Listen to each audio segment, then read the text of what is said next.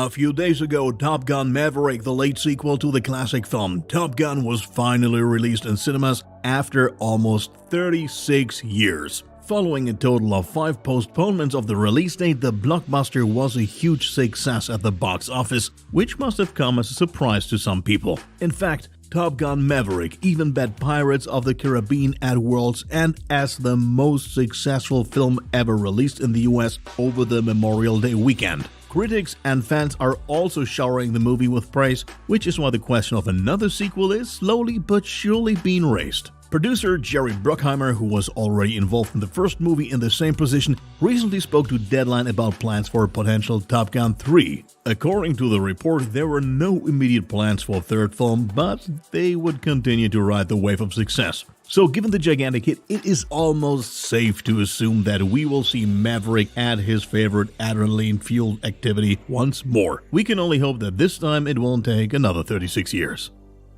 It is almost unthinkable that just a few years ago there was talk of an Indiana Jones film without Harrison Ford. After all kinds of problems such as a shoulder injury of the 79-year-old leading actor, fans are now even more pleased that director James Mangold published a first image. It shows Indiana Jones himself in a dark cave walking across a bridge in dim light. At first sight, you can hardly see any difference to earlier movies, even if Harrison Ford and thus his film character Indiana Jones have aged noticeably. Ford also talked about the movie in the course of a surprise appearance at the Star Wars Celebration. He said he was very proud of the new installment and held out the prospect of wrapping up filming in the near future. He also spoke highly of the participation of Kathleen Kennedy and James Mangold, both of whom he said he had a wonderful experience with. Co-star Mads Mikkelsen was also full of praise for Harrison Ford, who is said to have given a superb performance at nearly 80 years of age. Aside from that, we can expect a true old-school movie. We are looking forward to the upcoming Indiana Jones 5, which will be released on June 30th, 2023.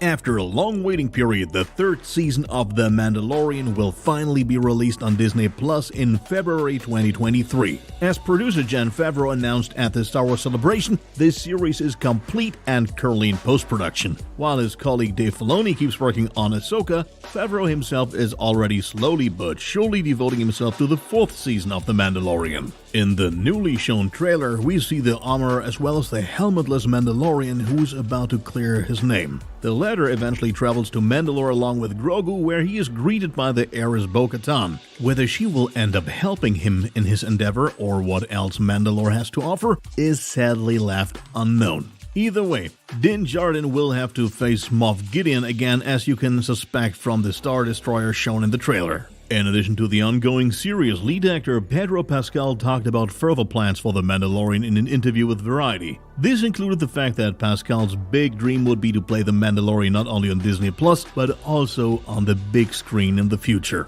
However, he did emphasize that this is only a dream of his and that, to his knowledge, a movie is not officially being planned. He would nonetheless be happy about the Mandalorian cinematic experience sometime in the future. We are excited to find out what will happen next with The Mandalorian. It is at least certain that the 3rd season will be released on Disney Plus on February 23rd, 2023.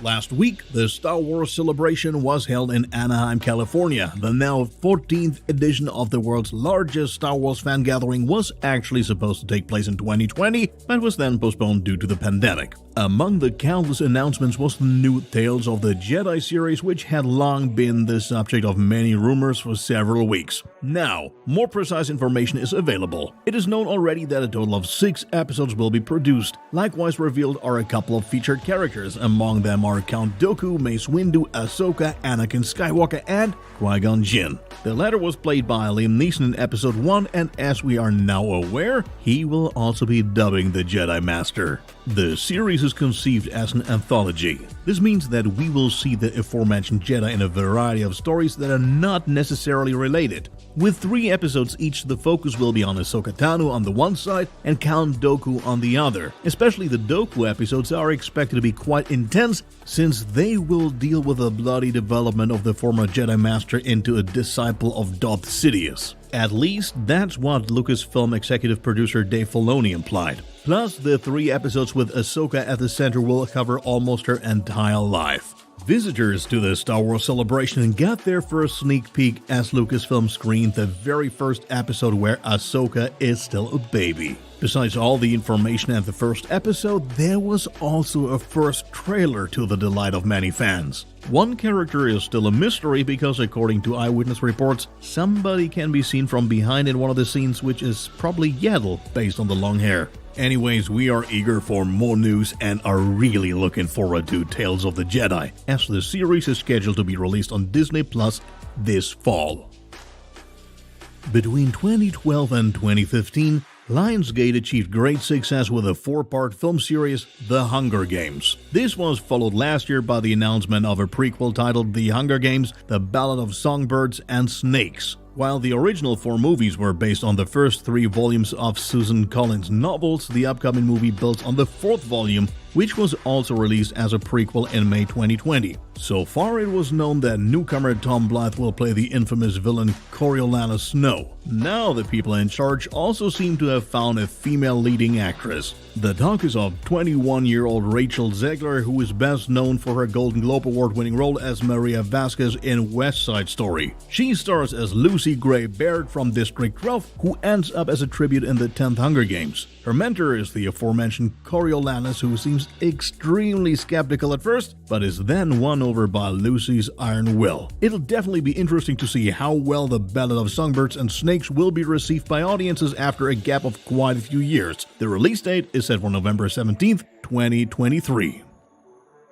Sonic the Hedgehog 2 is currently still running in many movie theaters and is regarded as an acceptable but also not overly great sequel. With worldwide revenues of around $385 million, the box office takings are nevertheless positive, and there already seem to be plans for a 3rd part. This was recently revealed by the 2 screenwriters Pat Casey and Josh Miller in a Q&A session. There they spoke about the fact that they are still in a very early stage of production, not really knowing which direction they will go with another sequel. The focus of attention is currently the search of a voice actor for the character that was teased at the end of Sonic the Hedgehog 2. It is expected to be a high-profile Hollywood star, as was the case with Knuckles and Idris Elba. More details are not known so far. At present, those responsible are aiming for a release date in 2024, but we will of course keep you up to date with further information.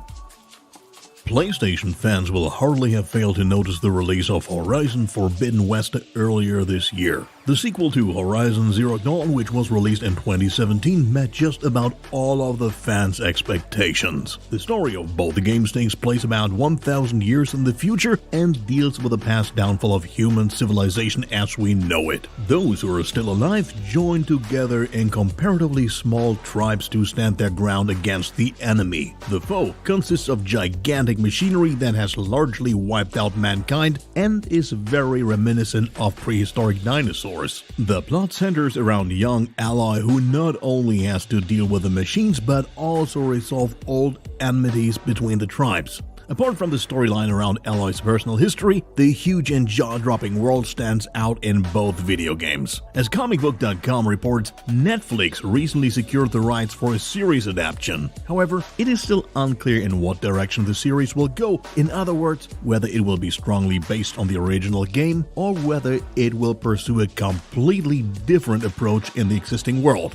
In terms of game adaptations, it won't stop at a Horizon Zero Dawn series because a Gran Turismo movie is also in the works. Sony announced this at its recent 2022 business segment briefings.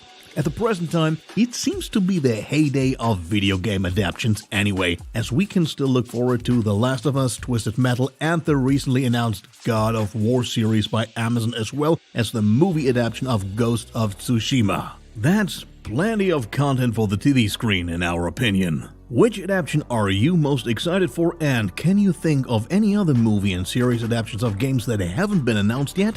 Feel welcome to let us know in the comments.